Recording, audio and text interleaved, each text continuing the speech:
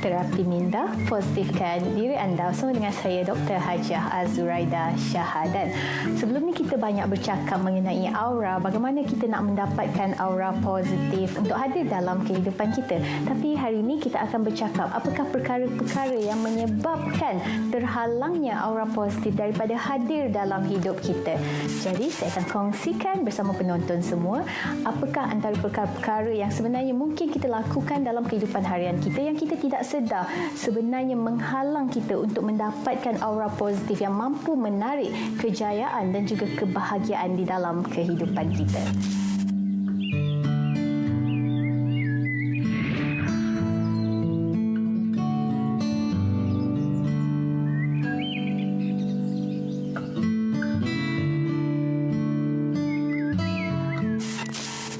Perkara pertama adalah menyebarkan dusta ataupun berita palsu. Ini dinyatakan dalam surah An-Nur ayat 15. Bila mana kita menyebarkan dusta ataupun berita-berita tidak sahih ataupun palsu, maka ia akan menyekat aura positif untuk hadir ke dalam kehidupan kita. Bila aura positif tak mampu nak hadir, mungkin sukar untuk kita mencapai kejayaan dan kebahagiaan dunia dan akhirat. Apakah contoh-contoh menyebarkan dusta ataupun berita palsu ini? Contoh paling mudah apabila kita mendapat pesanan di WhatsApp ataupun di Facebook di mana kita tidak pasti mengenai kesahihan berita tersebut, maka jangan forward ataupun sebarkan kepada teman-teman atau ahli keluarga sebelum kita mendapatkan kesahihan berita tersebut. Kerana apa? Kerana the moment kita menghantar berita tersebut kepada sahabat atau kawan kita, kita telah menyebarkan berita dusta ataupun palsu sekiranya ianya adalah berita dusta, dan di situ satu aura kita terhalang.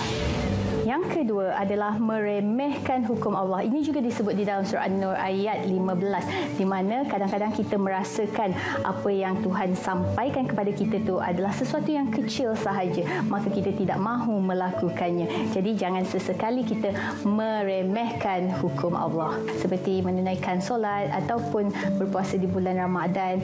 Jadi jangan ambil remeh. Kalau boleh, kalau kita mempunyai anak-anak kecil, ajarkan kepada anak-anak kita bahawa ini adalah sesuatu yang perlu dilakukan. Kerana apa? Kerana bila kita ambil remeh perkara tersebut, ianya mampu untuk menghalang aura positif hadir di dalam kehidupan kita, dan ketika aura positif tidak mampu hadir dalam kehidupan kita, di saat itulah kebahagiaan dan kejayaan susah untuk menembusi kehidupan.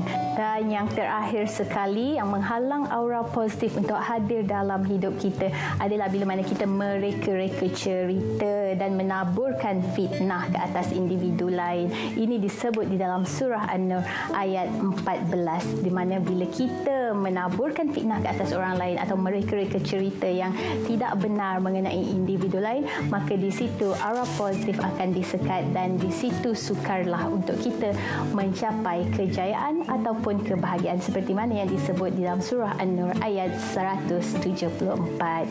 Jadi kepada semua penonton di luar sana, marilah kita sama-sama untuk ambil cakna untuk kita mendapatkan aura positif dan menghilangkan perkara-perkara yang boleh menghalang kita daripada mendapat aura positif ini. Kerana dengan adanya aura positif, kita mampu untuk mendapat kejayaan di dunia dan kebahagiaan di akhirat. Semoga ilmu ini menjadi ilmu yang bermanfaat untuk kita kongsikan bersama, insya-Allah. Assalamualaikum.